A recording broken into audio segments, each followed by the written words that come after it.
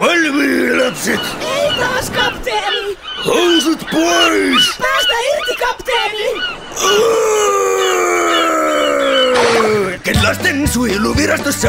Pedofiili! Saa lähestymiskiellon poistuessa! Pedofiili! Hän lapsien seurassa viihtyessä! Pedofiili! Kapavat poliisit autoihinsa!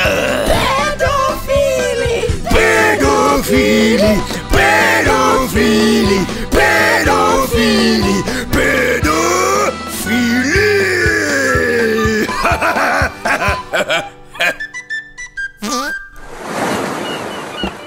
Paavolle viesti. Viesti johtaja Ravulta. Hän haluaa tavata minut saman tien toimistossaan.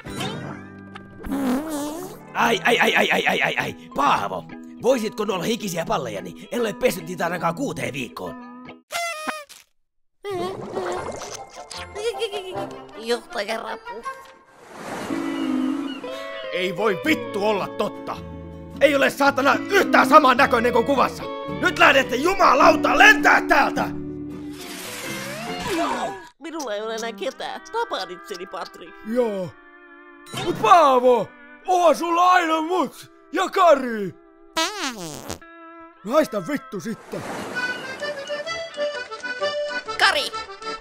Älä pane vastaan yhtään! Vielä muutama minuutti siihen, että pääsen palkalliselle paskatauolleni.